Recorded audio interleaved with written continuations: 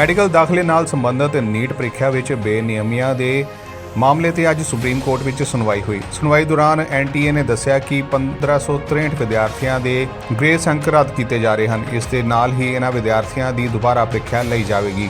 NTA ਨੇ ਇਹਨਾਂ ਵਿਦਿਆਰਥੀਆਂ ਨੂੰ ਵਿਕਲਪ ਦਿੱਤਾ ਹੈ ਕਿ ਤਾਂ ਜੋ ਉਹ ਰੀ-ਨੀਟ ਵਿੱਚ ਸ਼ਾਮਿਲ ਹੋ ਸਕਦੇ ਹਨ ਜਾਂ ਉਹ ਬਿਨਾਂ ਗ੍ਰੇਸ ਅੰਕਾਂ ਦੇ ਮਾਰਕਸ਼ੀਟ ਦੇ ਨਾਲ ਨੀਟ यूजी ਕਾਉਂਸਲਿੰਗ ਵਿੱਚ ਹਿੱਸਾ ਲੈ ਸਕਦੇ ਹਨ। ਐਨਟੀਏ ਨੇ ਅੱਗੇ ਦੱਸਿਆ ਕਿ 1563 ਵਿਦਿਆਰਥੀਆਂ ਦੀ 23 ਜੂਨ ਨੂੰ ਮੁੜ ਪ੍ਰੀਖਿਆ ਹੋਵੇਗੀ।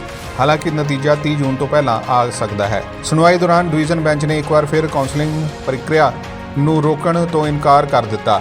ਨਾਲ ਹੀ ਸੁਪਰੀਮ ਕੋਰਟ ਨੇ ਨੈਸ਼ਨਲ ਟੈਸਟਿੰਗ ਏਜੰਸੀ ਨੂੰ 2 ਹਫ਼ਤਿਆਂ ਦੇ ਅੰਦਰ ਆਪਣਾ ਜਵਾਬ ਦਾਇਰ ਕਰਨ ਦਾ ਹੁਕਮ ਦਿੱਤਾ ਹੈ। ਇਸ ਤੋਂ ਇਲਾਵਾ ਡਿਵੀਜ਼ਨ ਬੈਂਚ ਨੇ ਹੁਣ ਸਾਰੇ ਕੇਸਾਂ ਦੀ ਸੁਣਵਾਈ 8 ਜੁਲਾਈ ਨੂੰ ਇਕੱਠੇ ਕਰਨ ਦੀ ਨਿਰਦੇਸ਼ ਦਿੱਤੇ ਹਨ।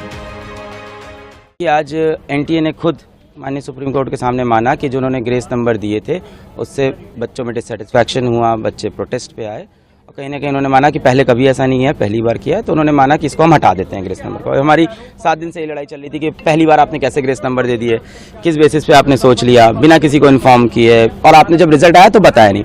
अब इससे मेरी प्रॉब्लम क्या क्या, और उन्होंने जज एनटीए ने ये बोला है और माननीय सुप्रीम कोर्ट ने भी एग्री किया है कि जिन बच्चों को ग्रेस नंबर मिले थे 1563, उन बच्चों का या तो री एग्जाम हो जाए, जो कि इन्होंने डेट दे दी है कि अप्रॉक्सीमेटली 23 जून को, या तो वो बच्चे अपने बिना ग्रेस के जो नंबर हैं उस पे हैप्पी हो जाए, यानी उनका ग्रेस नंबर काट दिया जाएगा। ठीक है, अब री एग्जाम हो उन बच्चों का जो देना चाहते हैं 1563 में से, और जो नहीं चाहते हैं उनका ओरिजिनल स्कोर रहेगा।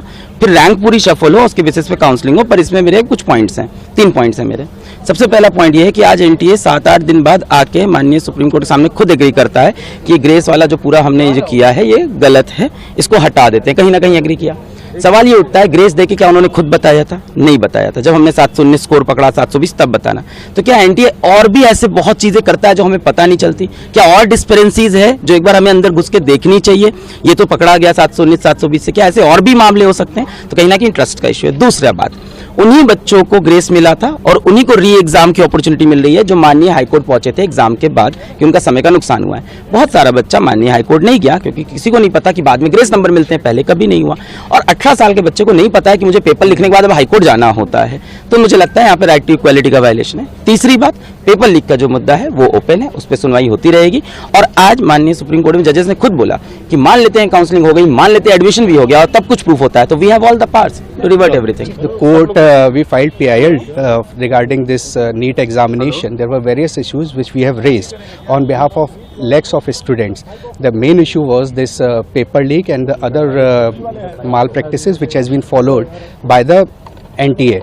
And now today they have admitted their mistake, stating that yes, those grace marks, regarding those grace marks, we are going to conduct the re-examination, which means there was something which was amiss, and now they have taken note of it, and that's why the court has also directed that re-examination will be done on 23rd of June.